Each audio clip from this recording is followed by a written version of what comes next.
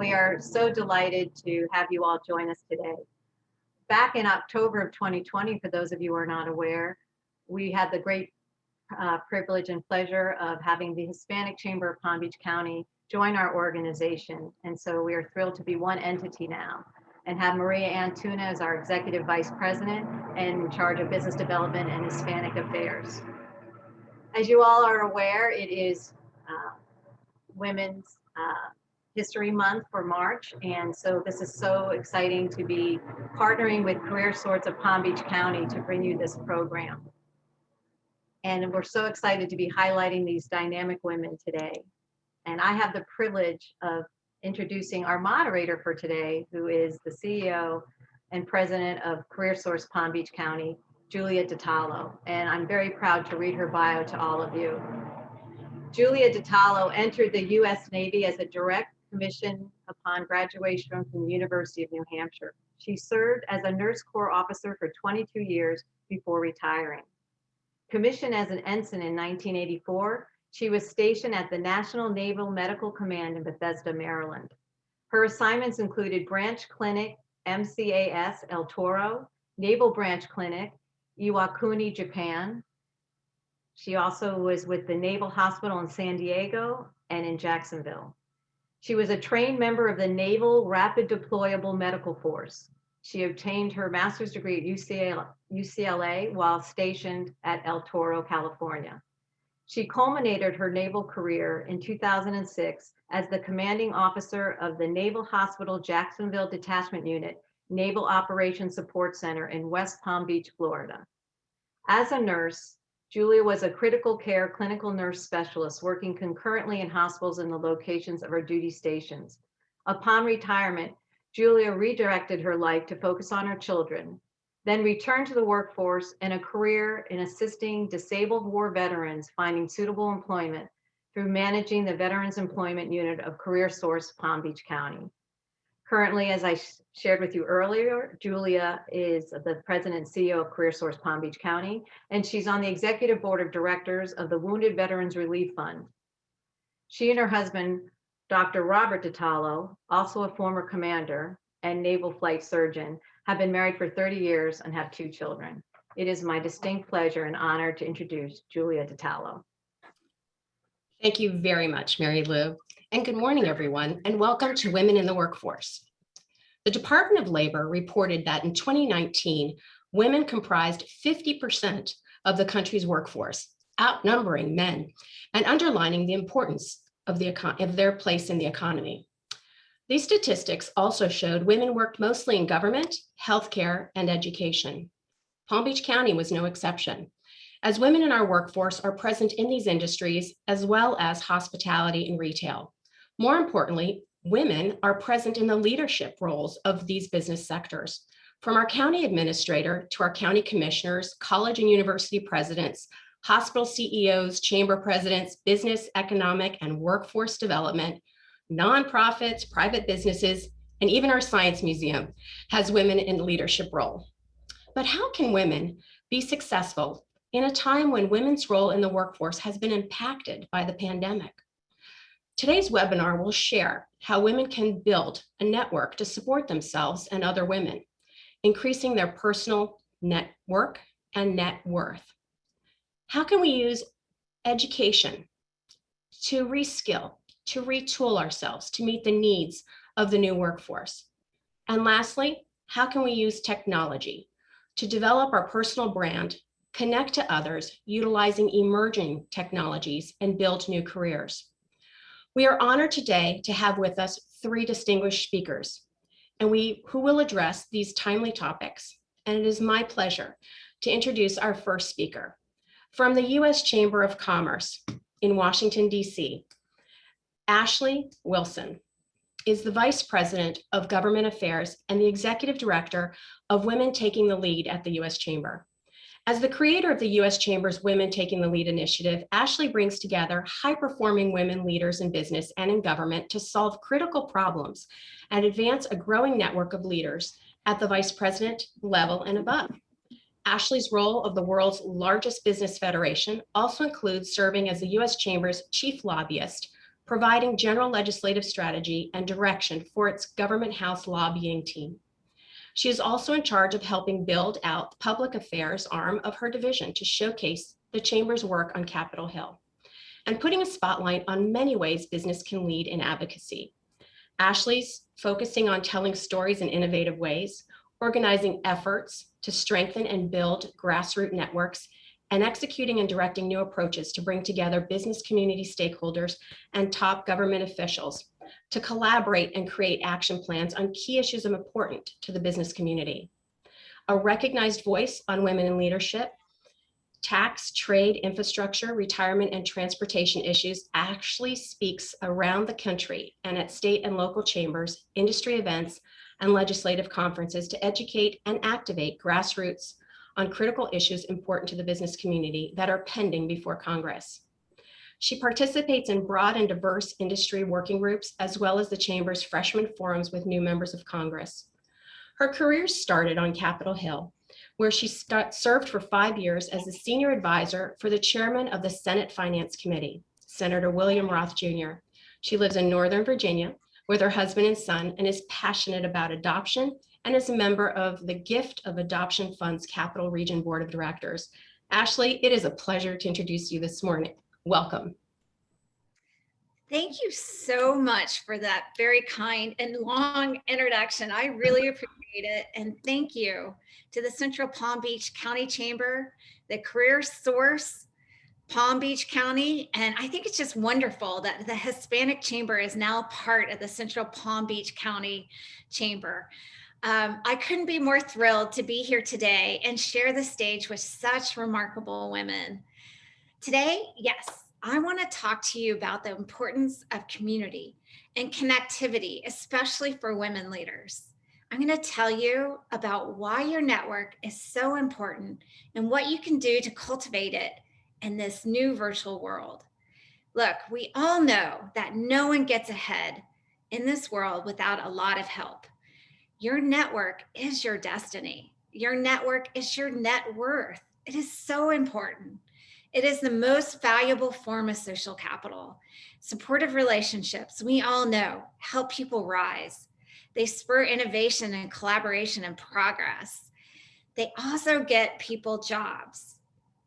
And that's why we at the Chamber, the Central Palm Beach County Chamber, the Career Source Palm Beach County Chamber, we all know that the most important and powerful words anyone will ever hear is, "You are hired." That's because we know how much jobs mean to a person, their family, and the community.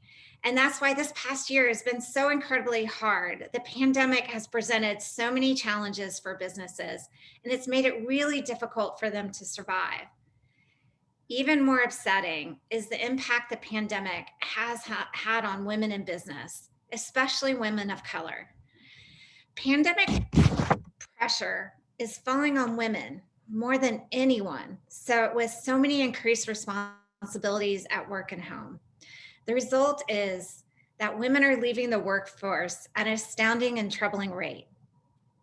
And we've known that prior to the pandemic, there was already an issue with representation in corporate America. And I have a couple stats, which I think are always fun to share. Women hold just 1 in 5 seats on corporate boards. There are more companies run by men named John than companies run by women. Women of color are missing in management positions. Just 6.2% of managers are Latina women. 3.8% are Black women, and 2.4% are Asian. We had all these challenges pre-pandemic, and now with the pandemic, women have increased pressures at home and are not only walking away from top jobs, but millions of other jobs and are feeling more isolated than ever.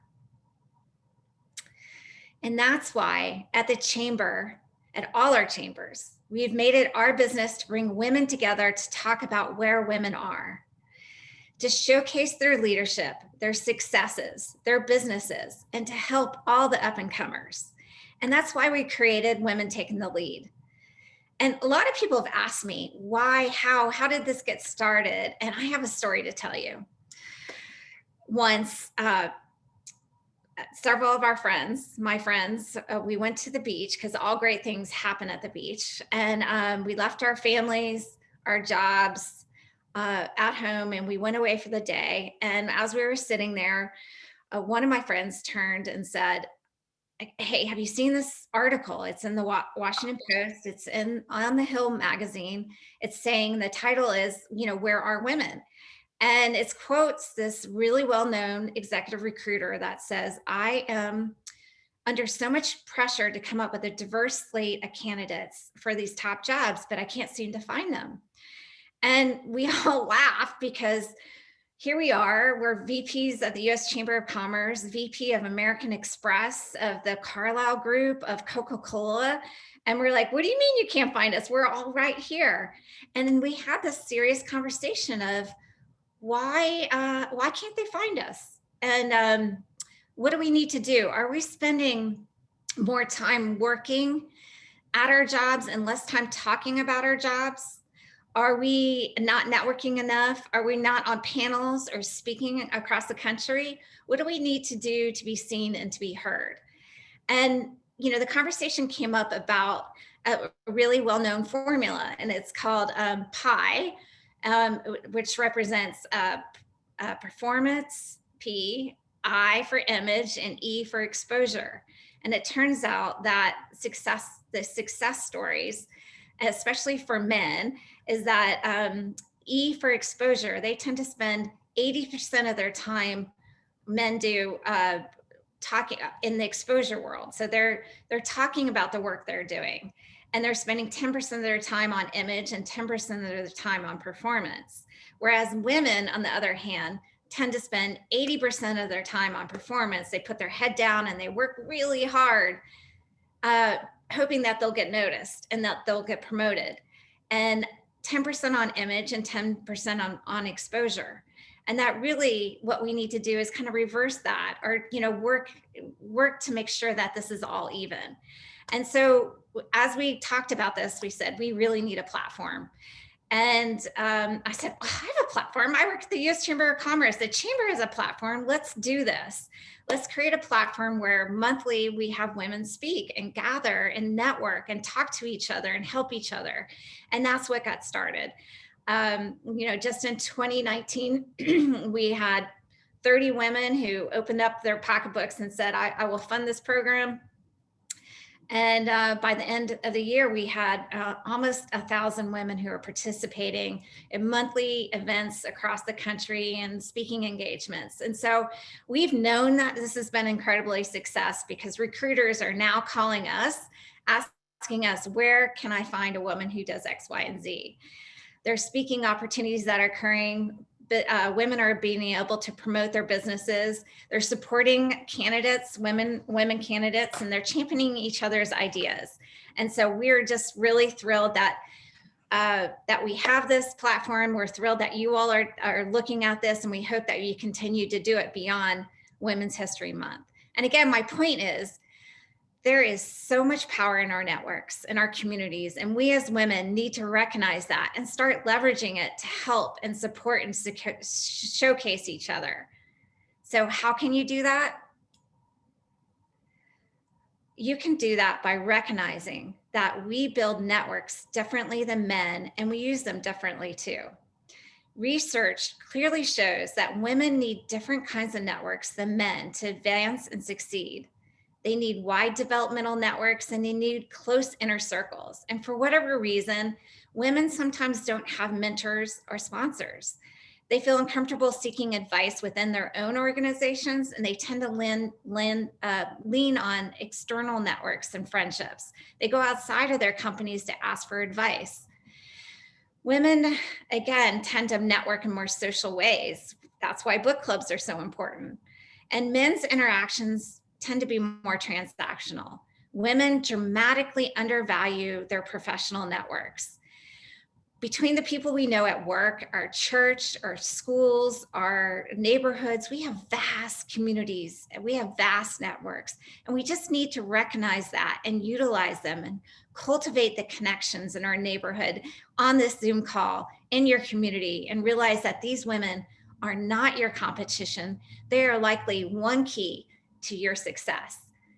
And second, what I'd like to say is we really need to acknowledge the time factor. It's totally acceptable for men to network and wine and dine clients and spend a day on the golf course and take a week off to do extreme sports, to work with potential business associates. And nobody blinks an eye. Women, on the other hand, are just generally have less time. We're juggling motherhood. We're taking care of aging parents. Networking events often take place after work or on weekends, and women have added responsibilities with childcare during those times. And the truth is, the mere possibility of a work-family conflict causes many women to opt out of networking. So this needs to be taken into account. And just like you are doing, at Women Taking the Lead, we do lunch meetings. We give ourselves permission to cultivate relationships, and we put relationship building on our calendar. Relationships is a valuable form of business experience. It's important not only for you, but for your organization. Because when you hire me, or you hire 1,000 of my Women Taking the Lead friends who will show up for me and support me and echo me online. And that's what we say. When you look at a woman in our network or your network, you're hiring all of us. You're engaging all of us because we're all supportive. And third, I just want to say, you want to understand that your social networks are your superpower. We spend a lot of time thinking about our money, our net worth, our future worth, but it's always in the context of money. But women are relationship driven, and our social capital is fantastic. And it's a real asset.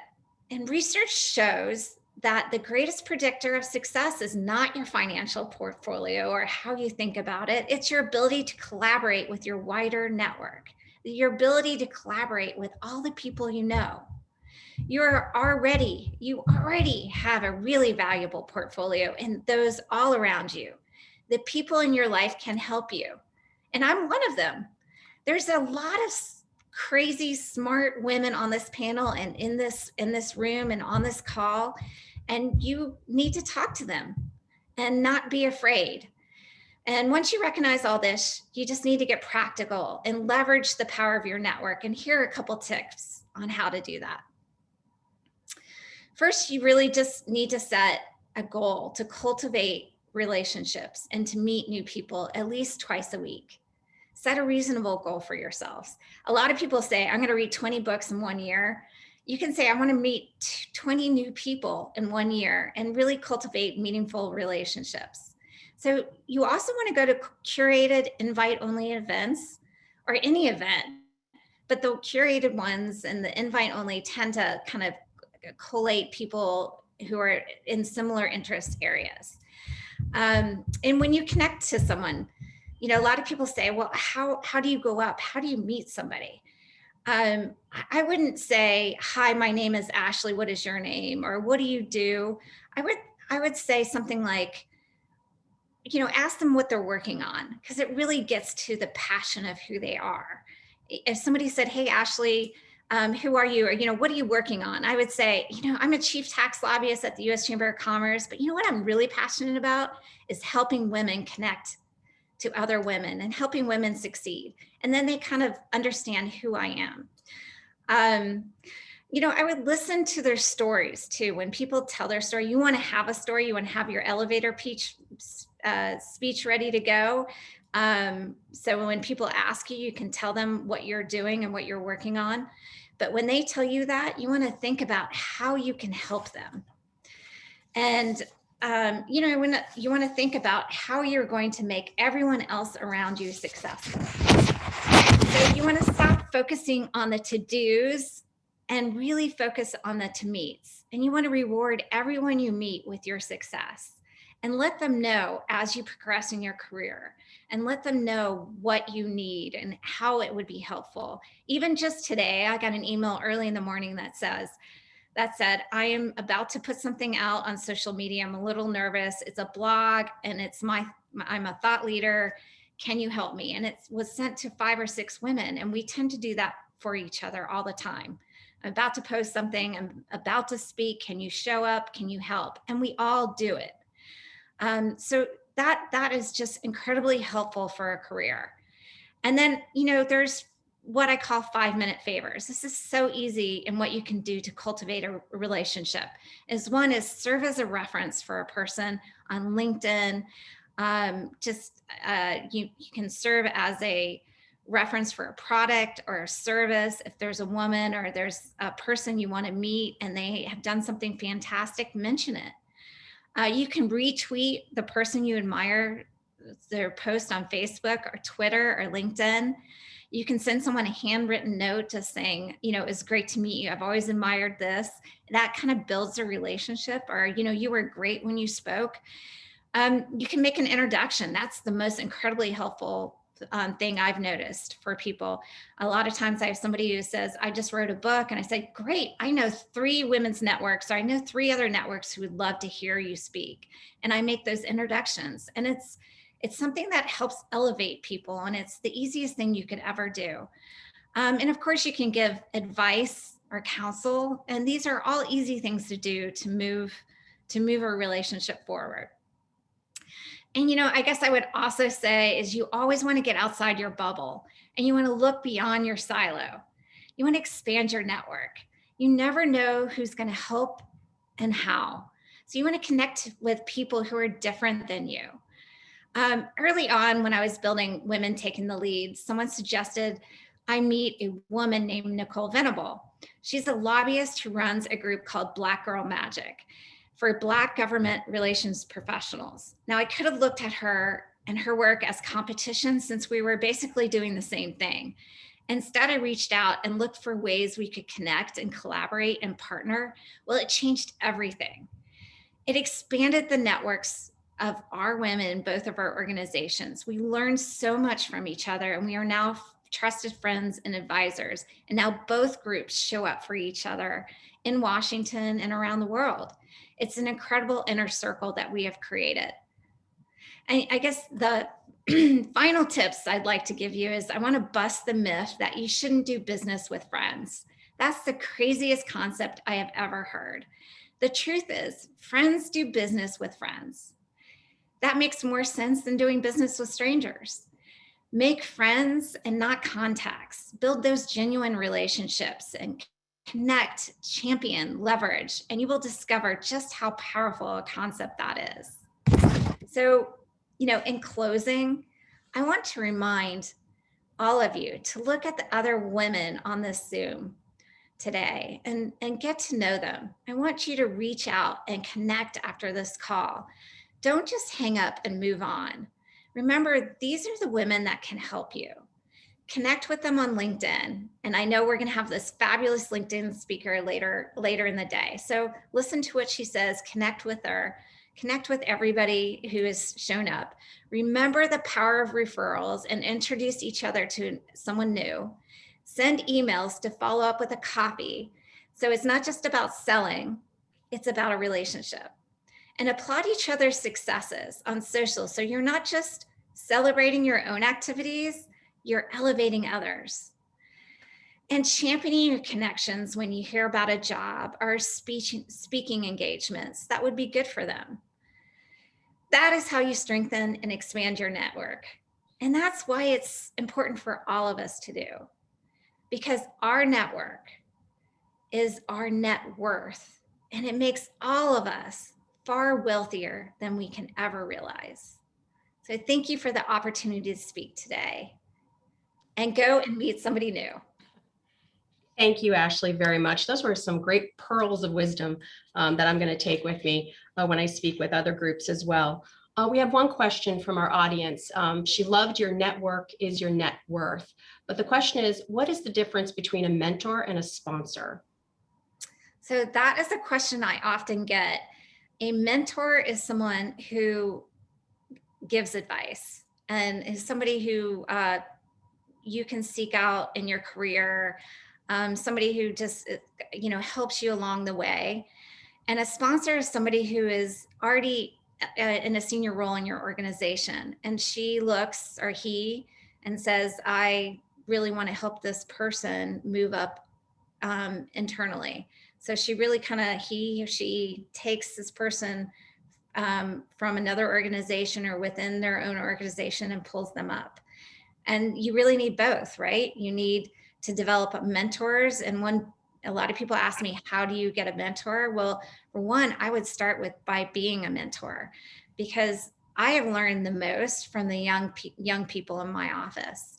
They've taught me so much, and together there's a collaboration. And as far as getting a sponsor goes, it's just doing your work, showing up with coffee to someone you admire, handing them something, thinking about how you can help them be successful. And then they often think, how can I help you as well? Well, thank you very, very much for all of that. Your network is your net worth. So we thank Ashley Wilson for her time today. And we're going to move on to Chancellor Kathy Hebda. Chancellor Hebda has committed more than 30 years to improving education for the students in Florida across all education sectors. As the Chancellor of the Florida College System, 28 institutions, she continues to advocate for open access for all Floridians to a high-quality, affordable post-secondary education. Chancellor Hebda began her educational career teaching music in Florida, Georgia public school systems. She came to the Florida Department of Education in 1992 and served in a number of roles in the Division of Public Schools, including educator certification, preparation, and professional development. She was named Deputy Public Schools Chancellor for Educator Quality in 2008, providing leadership and support for school districts and higher education institutions to increase student success through continuous improvement in teaching and in learning. Before being named Chancellor of the Florida College Systems by Commissioner Richard Corcoran, Chancellor Hebda also served as the Chief of Staff to the Department of Education for Florida's previous Commissioner of Education, Pam Stewart. Chancellor Hebda, welcome this morning. Thank you for being with us. Thank you so much. It's a real honor to be here. It's an honor to follow Ashley and be here with all the other presenters, Liz included. Liz actually has helped me with my first LinkedIn article. So I appreciate seeing Liz again today. And I know that, as Ashley said, Liz is a great resource for everyone on this panel and watching today. So thank you so much to the Chamber and CareerSource for allowing this to happen today and for this invitation. And I wanted to share a few things with you this morning, I think that really follow well on the advice and the counsel that Ashley gave in her presentation.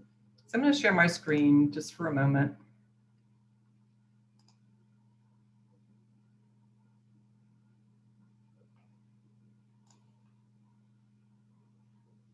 And I hope that's happening. So what you should be able to see on the screen is just an overview of the Florida College System. I've said so many times that I'm just so fortunate to have this position after a number of years. I should probably start my bio differently than talking about how long I've been in the system. But one thing that does come with those years of experience is having seen a lot of different things and met a lot of different people. And Ashley talked a little bit about this in her presentation. Those connections, that collaboration across sectors with different kinds of people, with different kinds of ideas, is so important, particularly in education. And so I wanted to share a little bit about what the college system does and who we serve across Florida that adds education opportunities. You heard already this morning the kinds of things that are so valuable beyond just a salary, beyond net worth, to all of us as individuals. And one of those things I would add to Ashley's list is your education. That's something nobody can take away from you. So at any opportunity to gain additional knowledge, additional learning, additional skill, and apply that in different ways, those are the kinds of things that allow you to grow and continue to grow throughout your life. So I would start that as my first piece of advice, is anytime you can learn something new or apply something you've already learned in a different way, those are opportunities that we should all seek out. Lifelong learning is not just a cliche, it really is a way of life for so many of us. And it is an important way to think about our careers and what we do next. So I would start first by saying these are the kinds of students that we have in the college system. You heard we have 28 colleges. Sometimes we are called the Great 28. Some people may not realize that we serve over 700,000 Floridians. These are data from 2019-20, so it's the whole academic year for 1920. And you can see that those students earned a number of degrees and certificates through our college system. I put some of the demographics up there because of the topic for today, which is women in the workforce. And I wanted you to see just who some of the students are that we serve. And that the majority of our students are in fact female that are enrolled in the Florida college system throughout these kinds of degrees and certificates. I'll give you a little bit of a breakdown in a second, but I also wanted to add that the Florida college system is still the primary access point to post-secondary education for high school graduates who stay in Florida. So we have a system called the 2+2 system in Florida that some of you may be familiar with and some of you may not be familiar with. And it means that, this was started many years ago, it means that a student who earns an associate in arts degree from any Florida college system institution, or really from any state university in Florida, is guaranteed admission to any state university in Florida.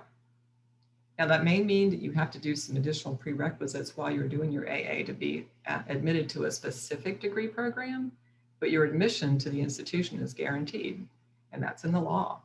Not everybody knows that.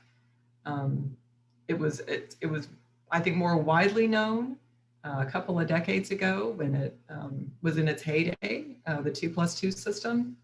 And I think sometimes that people can forget that opportunity is available to everyone in Florida. So to share a few more statistics while we're thinking about women in the workforce and women in education and getting trained for the workforce, I would share this additional breakdown. And that's to see first on the 1920, building on the first slide, what are these programs that women are represented in, either overrepresented based on the number percent of women we have in the college system, or underrepresented. The first type of award is the Associate in Arts. That's what I was just talking about with the 2+2 program. Your basic general education, the first two foundational years of higher education is that Associate in Arts degree. That Associate in Arts is also many times, especially when we think about pathways to workforce baccalaureates and other kinds of credentials, the Associate in Arts is also where you earn those prerequisite courses, those foundation courses that are actually specific to the kind of program that you want to earn and the kind of career that you'd like to have. So all of that happens in those first 2 years. And you can see that an Associate in Arts, if we think about the female enrollment being about 62% of what we serve in the college system and who we serve, we are just slightly underrepresented in the Associate in Arts programs, but not too badly underrepresented. Associate in Science are also 2-year degree programs. You can think of them that way. And those are programs where you are learning a specific skill. Many times we've thought of Associate in Science programs like engineering technology, additional IT programs, some advanced manufacturing programs. Those kinds of programs are the things where people can, where there is transfer to a Bachelor of Science degree sometimes. Many times they're thought of as terminal degrees, meaning I finished this Associate in Science and I am ready for my next job. I'm ready for the workforce right now. So besides that, there are also what we call clock hour credentials. Our colleges, and they're also technical colleges that are run by school districts in the state, offer non-college credit programs that culminate in a credential and a certificate that qualify a person to go right into the world of work in specific positions. Those can be earned in as little as 9 weeks, as many as 18 to 24 weeks. And those kinds of credentials, as I said, are very specific. You may have heard, especially through the Career Source or the Chamber, or certainly your local college at Palm Beach State College, about the Get There program. And we launched that a few months ago in the Department of Education to reinvigorate individuals' understanding of what is available in workforce education. Some people haven't thought about workforce education for a long time, and they may not realize all the opportunities that are out there. And so I show you some of these kinds of credentials to say, these are the kinds of things that individuals can earn without having to go to school 2 years. Perhaps it's a much shorter period of time that can get you right into work. And so we started the Get There campaign really in response to the pandemic. And we're going to talk about the demographics of what's happened in education during the pandemic in just a minute on the other side of the slide. But it's been very concerning, as Ashley mentioned this too in her presentation, that the pandemic has not affected all Floridians the same way. Historically underrepresented populations, women, minorities, individuals who were struggling with income before the pandemic really have been hit hardest during the pandemic.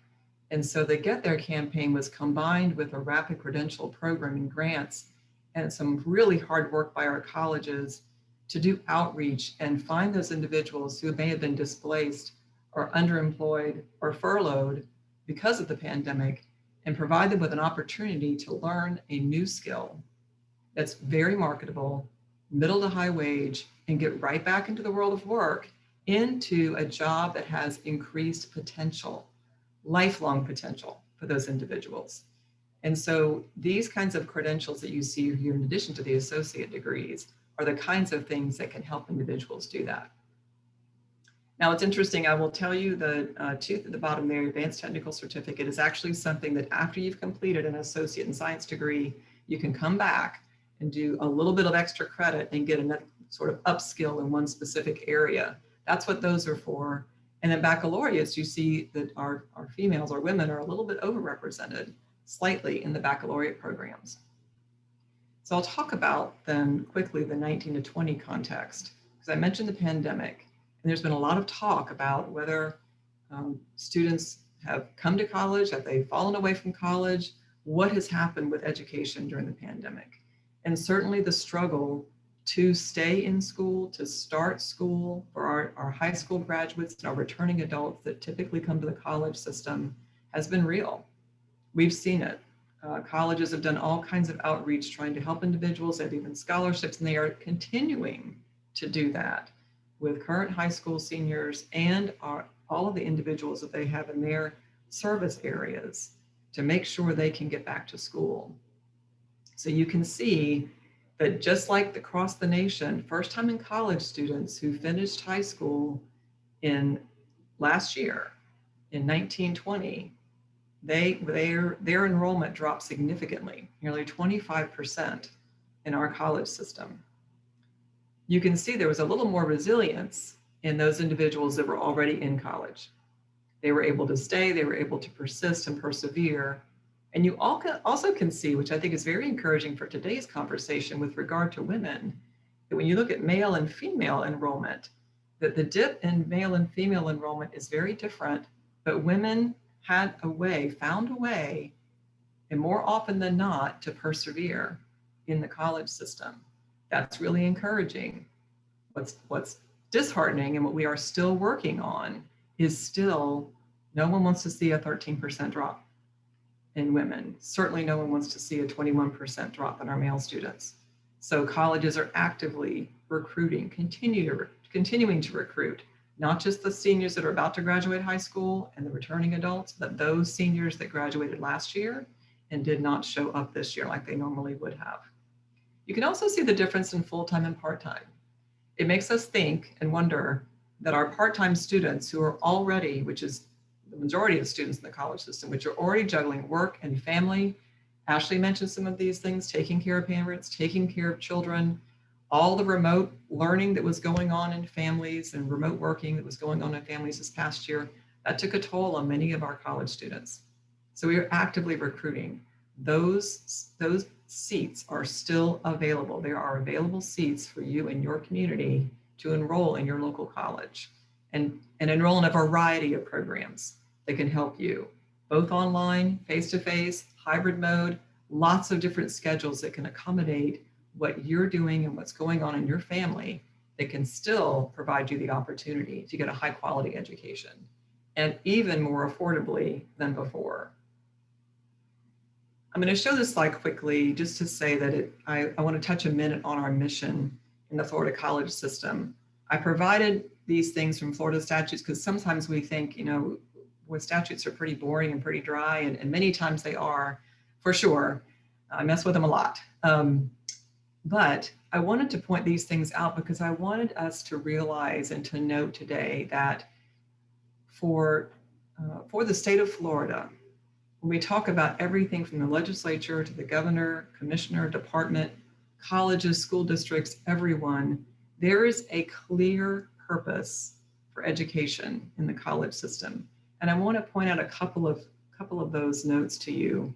If you look under the college system mission, beyond looking at all the different kinds of services that are provided locally through colleges or regional institutions, you also notice that there's definitely an educational equity message. There's a purpose for us to reach out, our colleges to reach out and make sure that everyone in their service area has real access to a high quality education wherever they live and work.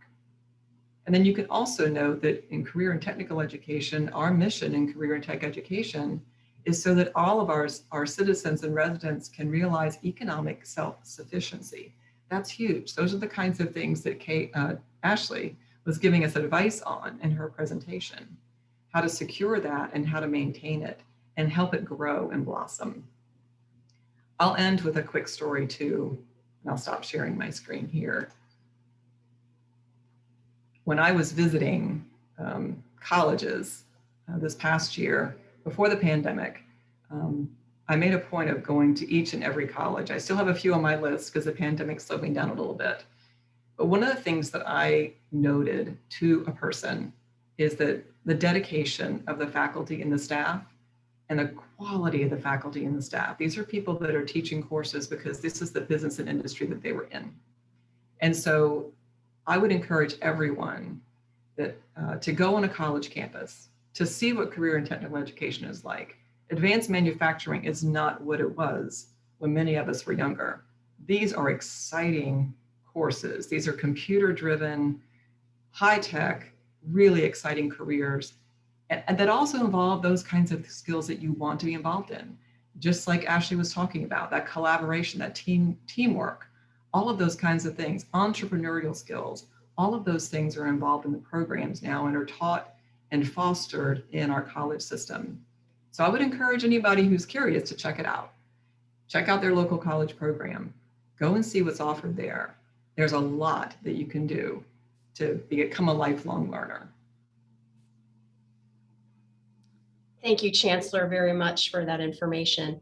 I have a few questions for you. When we talk about those people who are on the lower scale of socioeconomic status and looking for self-sufficiency, they are intimidated by being on a college campus or going to college. What can you say to that young person who might be trying to figure out if college is for them? Thanks. I appreciate that question. And I think that's a question all of us should think about. Especially, again, building on Ashley's presentation, who can we sponsor? We can think of sponsorship at work. We can also think of sponsorship in our neighborhoods and our churches and our other community organizations that we're in. Who is it that we need to make sure realizes that college is maybe not what somebody thinks it is. It certainly can be what traditionally is thought of college, ivory tower, laying on the lawn, thinking about the universe, all those kinds of things. And we do want people thinking about the universe for sure, absolutely. At the same time, there's also in our college system particularly, there's an open door. We're open access institutions. And I would tell people that there are individuals in the college system with open arms that have been there, that came from the same places that they came from, that we all may have come from.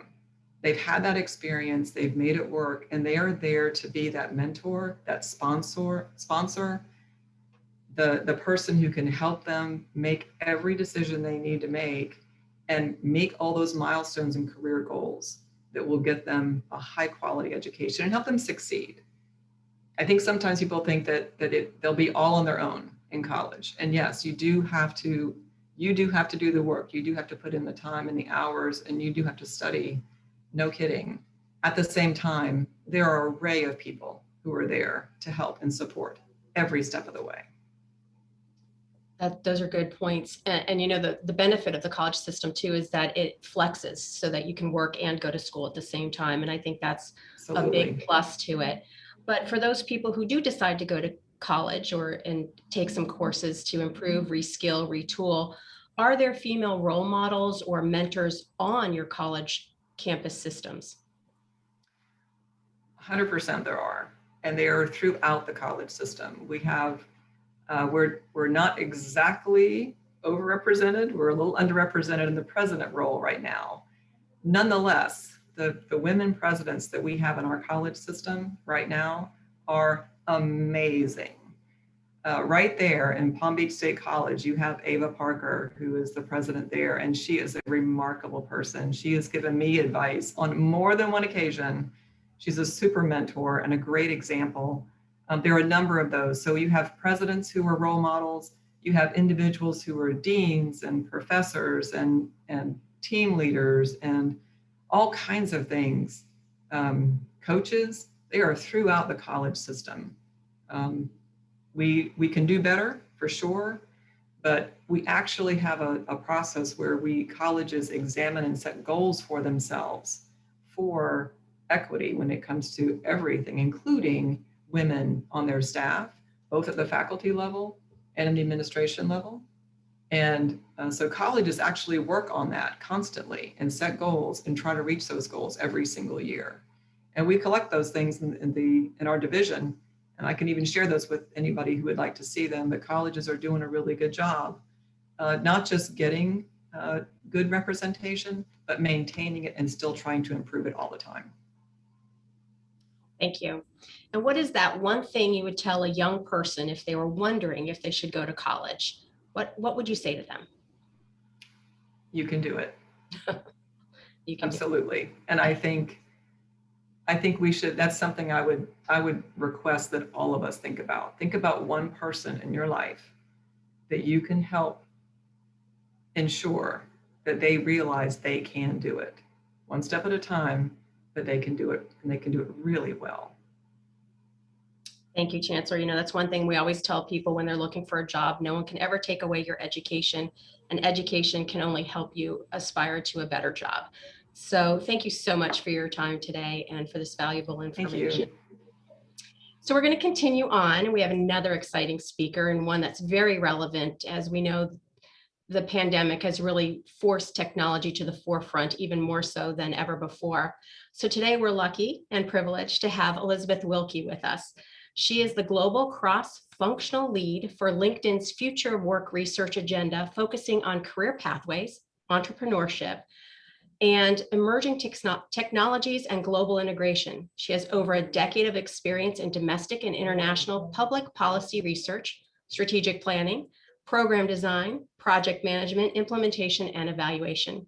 She joined LinkedIn in 2018 from the Millennium Challenge Corporation as a U.S. government foreign assistance agency, where she developed major grant programs that reduce poverty by removing barriers to investment and entrepreneurship as Director of Economic Analysis. She received her Master's of Philosophy and PhD in Policy Analysis from the Frederick Pardee Rand Graduate School and her bachelor's degree in Political Science and Economics from the University of Texas at Austin. Good morning and welcome, Liz. Hi, good morning, Julia. Thank you so much for having me. I'm very excited to be here and to share the stage with all these wonderful folks and to share some insights from LinkedIn on women in the workforce. So good morning, everybody. Heads up, I work for a technology company. We're a very data intensive organization, and you all are going to get a lot of data in this presentation. So as Julia said, my name's Liz Wilkie. I am the Tech Policy and Future of Work researcher at LinkedIn, and I'm going to talk a little bit about the impacts of the pandemic on women in the workforce, and also what that means for women moving forward and how we can actually take this as an opportunity to get women into higher value, more digital, more emerging jobs in the future. So as you can see from this chart, which is a relative hiring rate of males versus females on our platform, women took a much bigger hit in terms of hiring declines relative to men as a result of COVID. They have seen over largely a recovery from that dip, but still that volatility and that dip in that decline in hiring also correlates to a lot of layoffs and furloughs, which also inject economic volatility into women's income and represent sort of a destabilization of their income stream and disruptions to their work life. As Ashley has already said, this is often due to furloughs or caregiving challenges that can't be immediately overcome. You can see that the bottom two lines at the bottom are retail and recreation and travel. So there's no surprise there. I think we all knew that those industries took quite a downturn. But you can also see that there were many industries that were far more resilient to hiring downturns, and women, in fact, fared in some cases better than men in terms of hiring in areas like real estate and even software and IT services. So that dip is partially caused by the fact that women are just more likely to be in service-oriented industries like healthcare and social assistance, educational services, accommodation and food services, and retail trade. And so the downturn in those industries significantly affected, right, the rate of hiring of women in these industries. And even in industries that are sort of slightly less likely to be affected, they're also more likely to be in first line positions. So face-to-face positions that rely on customer service, personal engagement, the sort of direct provision of services. And that's because men are more likely to be managers. They're more likely to be in leadership positions that are just much more resilient and robust to these kinds of hiring downturns. As we move through COVID and into the pandemic recovery, we expect to see permanent changes in the way we shop, work, travel, et cetera. And that is going to have lasting changes for the kinds of jobs that are available and that employers are looking to fill. And so three major things that are driving that change are data intensification. We are doing a lot of things online. Employers are trying to do a lot of things with digital services instead of in-person labor due to safety requirements and restrictions. And so we are going to see an explosion of the amount of data that is being used to build and drive products and services into the future. That is also directly a result of the increasing digitalization of services. So people are shopping online, they're having their groceries delivered. That is having impacts on how logistics chains are managed, on how labor is demanded for in-person services as opposed to person-less services. And as well, we're going to see long-term trends in changing consumer attitudes and preferences about where they shop, where they travel, the kinds of things that they do for fun. And that's all going to create a major shift over the next several years in terms of the jobs that are available. So we have long sort of modeled at LinkedIn the future of work as one of being in more intensive digitalization. And workers have and will continue to sort into varying levels of digital competency. So at the very top level, we have what we think of as elite digital workers. These might be sort of very sophisticated AI and machine learning engineers. These are people that are actually sort of building the technology of the future.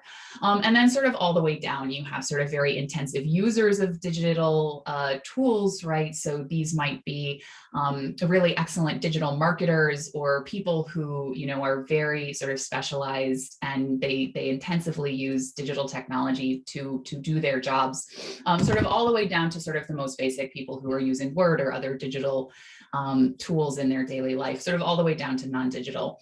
And as that digitalization of the workforce increases, partially as a result of the COVID pandemic, we expect that trend to intensify and sort of that spectrum of value add or the amount of value that's generated by the digital intensity of these jobs to increase and actually accelerate as a result of the pandemic. So what does that mean for the future of work? So a couple of years ago, we partnered with the World Economic Forum to identify emerging jobs that were fast growing on our platform that offered good economic opportunities and lots of areas for growth. And then we mapped the share of men and women into each of one of 8 clusters of over 100 jobs that were strongly emerging across the globe. And what we found is that women in these jobs, and there's lots of opportunity for women, but women are much more likely to be represented in sort of what we might think of as people or storytelling jobs.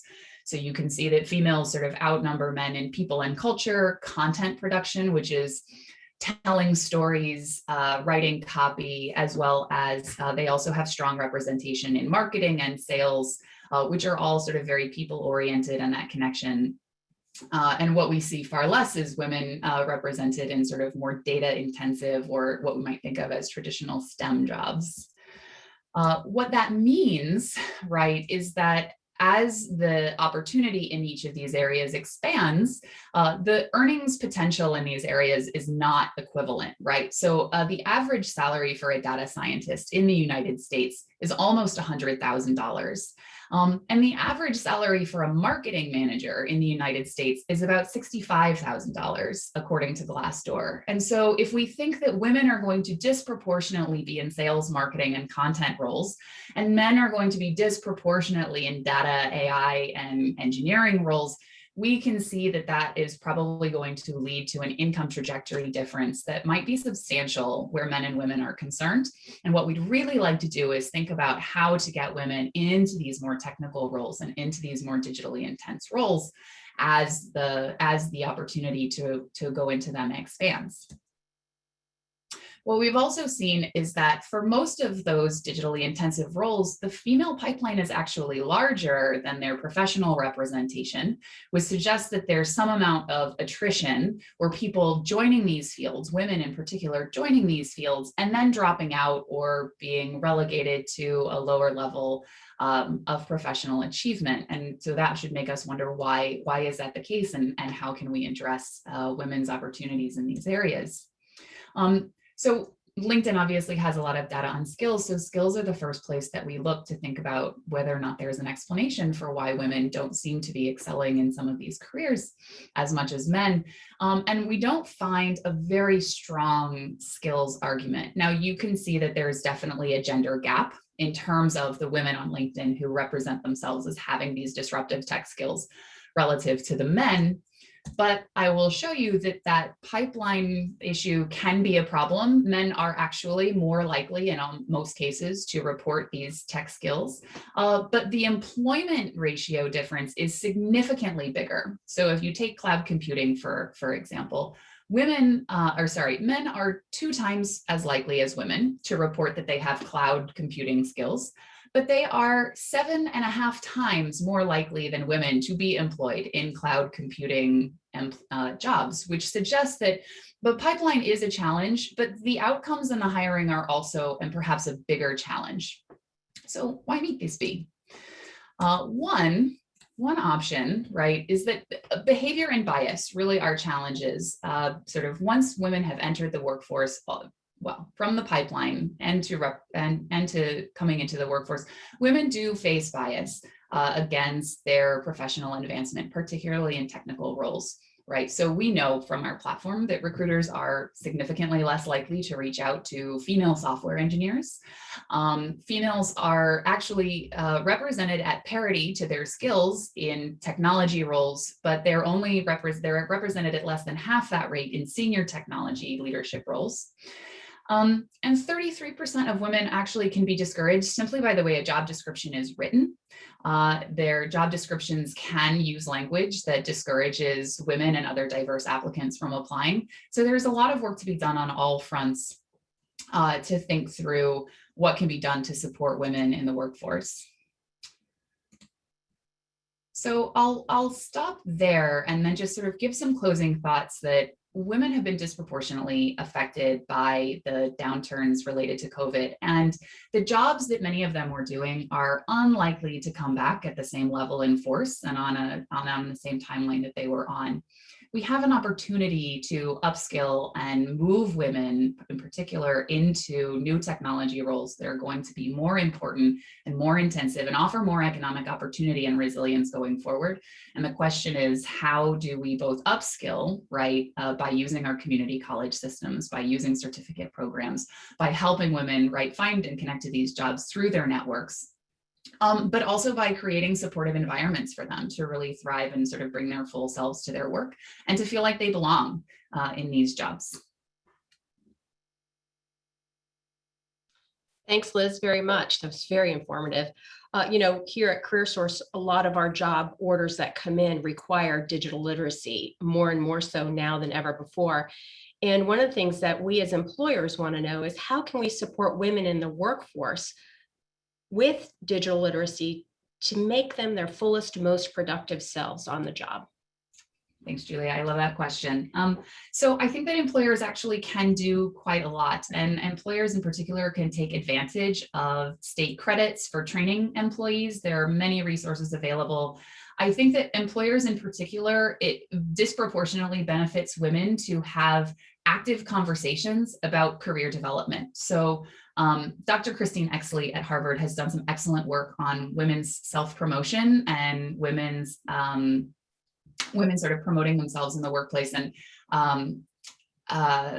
Ashley also commented on this, which is that women are much less likely to promote themselves. They're much less likely to invest in their image, or to think. They're much more likely to put their heads down. And employers and managers in particular can really create an environment where they say, I am interested in your professional development. I want to have the conversation about how we're going to advance you, because it can be very difficult for women to start those conversations themselves, and also to help them figure out a plan, right, that sort of takes them from where they are to where they're going. That coupled with training programs at community colleges and a clear pipeline or pathway to sort of how you get from here to there can be really, really powerful for women that are already connected to employers. And what's really powerful for women who are not already connected to employers are sort of digital training and skilling certificates, particularly in industries where those certificates have disproportionate weight. So cybersecurity and IT is actually a really fantastic example, because there are a number of industry standard certifications that do not take very long to get, and for which there is high demand in these kinds of jobs. And so women can get these certificates flexibly on their own schedule. And once they have that certificate, it's a very strong signal that they do in fact have the skills and capabilities to do the job. And so thinking about ways to like pathways that can help women sort of get these skills and capabilities on their own time to balance caregiving, to balance other obligations that they often have in the home, and then to connect them through those certificates to an industry that will really value them is a great way to do that. Wow, thank you so much. You've actually answered my second question, but also you married up very nicely with the Chancellor and Ashley Wilson said, and put it all together in a nice package with a bow on it. So I have to thank you, Emily, and what wonderful information. But this is really important for our future as well in the workforce. So again, thank you. And out of respect for time, Mary Lou, I'm going to turn it back over to you. Thank you so much, Julia. Liz, thank you for that wonderful information. And Chancellor, we really appreciate the insight you gave us. And of course, Ashley starting us off. Great information was shared by all of you. It makes us all think about our actions as we're moving forward and supporting one another. I know there's a lot of interest, as Ashley had encouraged, for those who attended this event to connect with one another. So stay tuned. We will reach out to all of you and have an opportunity to connect in person at an event very soon, when it's safe to gather together, so we can start building that network and net worth. So thank you so much for joining all of us today, and great information. Julia, great job moderating, and we just want to thank CareerSource again for partnering with us for this program. And if you have any other questions, feel free to reach out to us on our website at cpbchamber.com, or you can tag us on Facebook, or use the Instagram tag #CPBChamber. We're here to help and support you all, and we wish you all the a great rest of the month and a great week. Thanks again for joining us. Take care.